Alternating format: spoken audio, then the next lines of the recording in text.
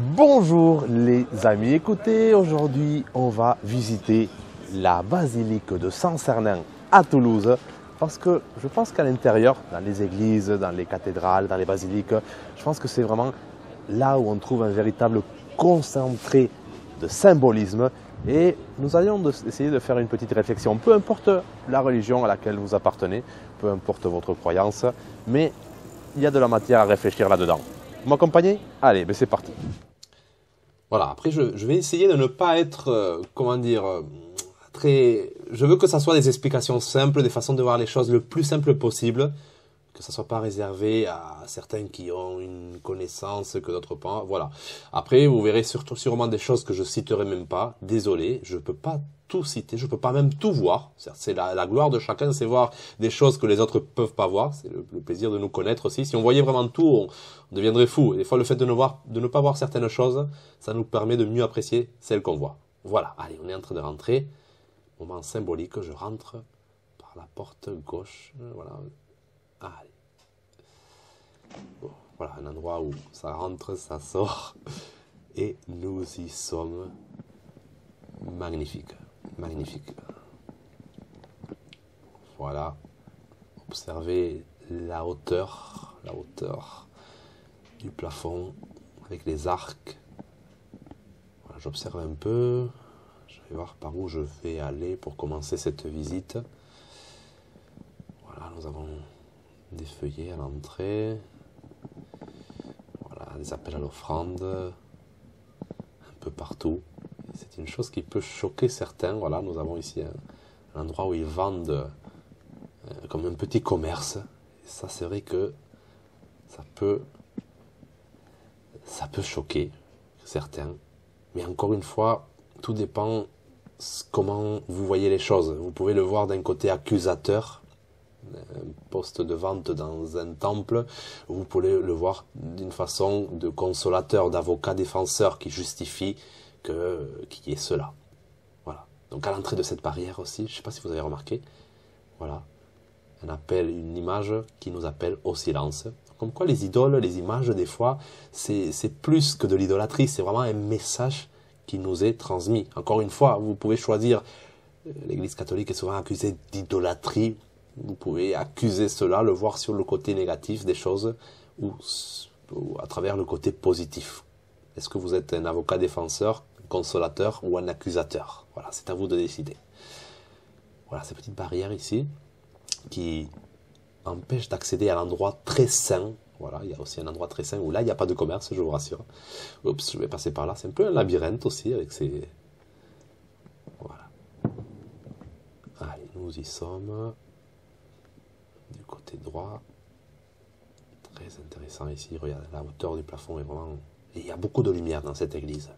Plein de petites chambres avec comme des boîtes de Pandore à ouvrir, avec des reliques. Mais encore une fois, regardez ce qui se cache derrière, et non pas la superficie des choses.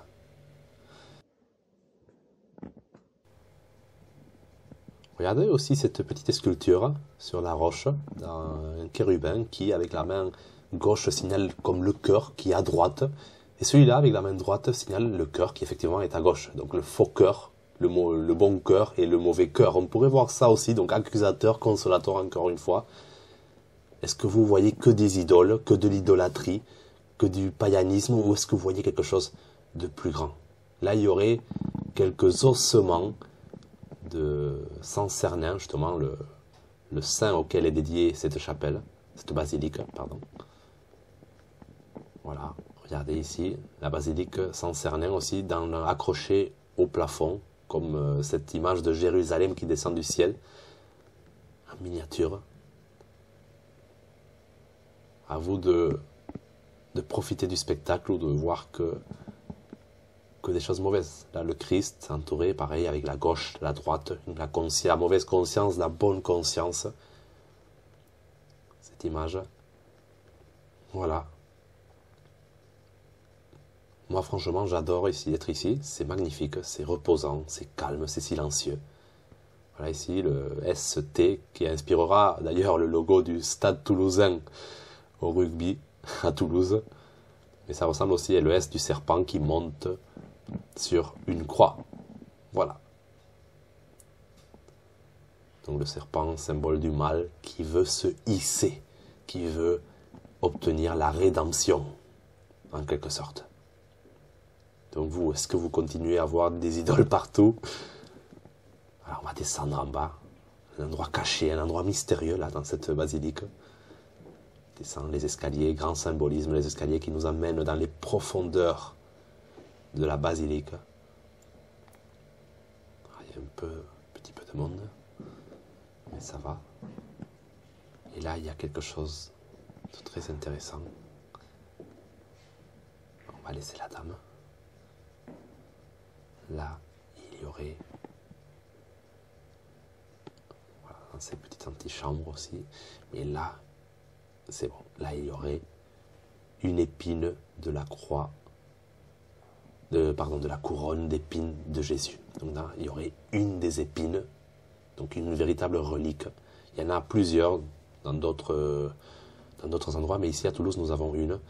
Et couronne d'épines, couronne de souffrance, le roi, Jésus incarne un peu le roi des causes perdues, le roi de tous ceux qui sont délaissés, le roi de ceux qui souffrent, le roi des malheureux qui vient leur apporter le bonheur. Donc là, nous sommes un peu dans le royaume de la souffrance, le royaume de la souffrance avec cette épine, et nous allons remonter la pente, nous allons remonter les escaliers pour retourner à la lumière, parce que de cette souffrance, justement, ça peut nous donner la force pour remonter la pente, justement, pour retrouver la lumière. On ne s'élève que si on chute, si on vient d'en bas. On ne peut pas s'élever. Quand on est tout en haut, on ne peut plus s'élever. Donc il y a un peu ce symbole, comme quoi souffrir, c'est un peu ce qui nous donne la force pour apprécier les bons moments. Voilà. Magnifique ici ce couloir énorme. Nous avons ici à ma droite, qu'en réalité c'est la gauche de la basilique, aussi un salon. La basilique en forme de croix, comme beaucoup d'églises, de cathédrales.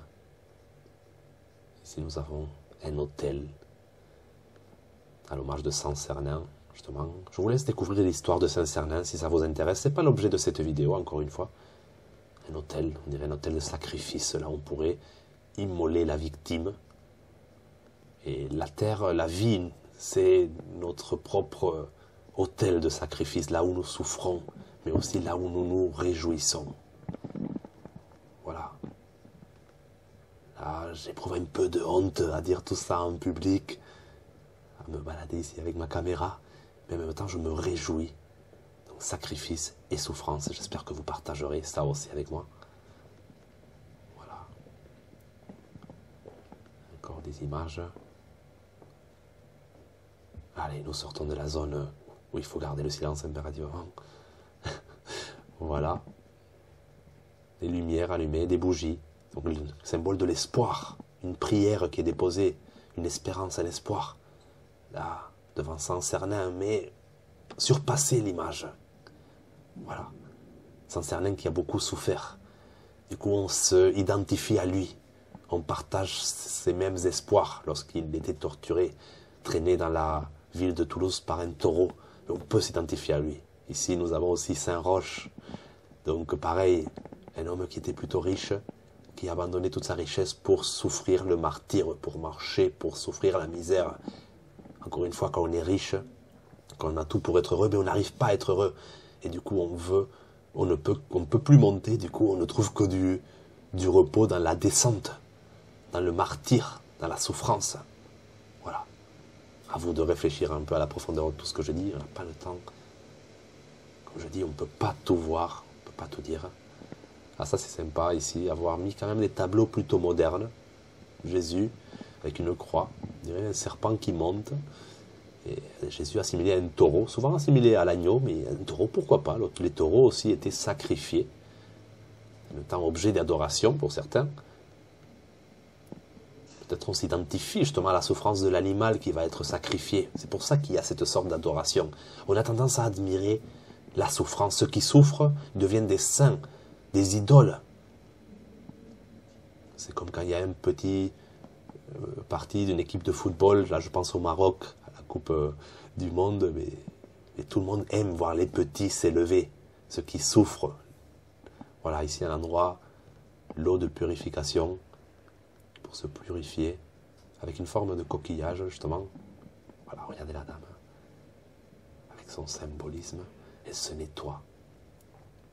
Voilà, et vous, est-ce que vous allez nettoyer peut-être les préjugés que vous pouvez avoir? Est-ce que même, des fois, certains catholiques peut-être ne voient pas la profondeur des symboles, la profondeur des rituels. Mais tout rituel a une symbologie qui transcende, qui va à la recherche de nos sentiments les plus profonds, parfois inconscients. Mais c'est à nous, et c'est pour ça que des fois ça nous éveille, certaines choses nous éveillent de la curiosité, de l'empathie, on ne s'en rend même pas compte, mais tout est représenté avec des symboles ici. Voilà, endroit de confession, d'un côté le prêtre se place, de l'autre côté la personne qui veut confesser ses péchés, et entre les deux il y a un voile qui les sépare. Voilà, ce voile peut-être qui nous empêche de voir certaines choses. Et l'un écoute et essaie de consoler, ou d'accuser, ça dépend le prêtre que vous avez.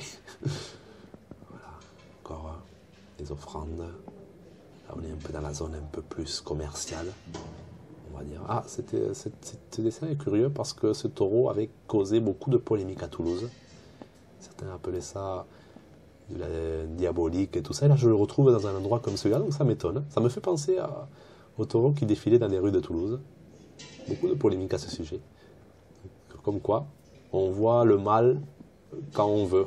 On voit la mouche qui fait tâche, voilà, on voit la mouche quand on veut, et après on peut se laisser aussi emporter par une autre vision des choses. Voilà, bon, c'est étonnant quand même. Je pense que j'ai fait le tour. Je retourne à mon point de départ. Voilà, on revient toujours au point de départ.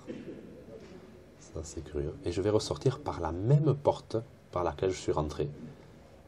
Voilà, ça c'est aussi un grand symbolisme. Je peux enfin rentrer et sortir par la même porte.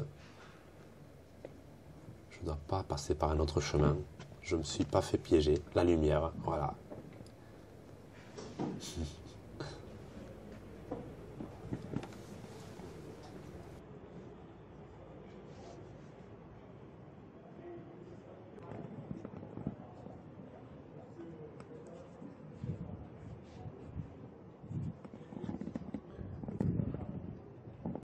Voilà les amis, j'espère que vous avez aimé. Dites-moi ce que vous pensez en commentaire. Et moi je vous dis à bientôt pour une prochaine vidéo. Ciao!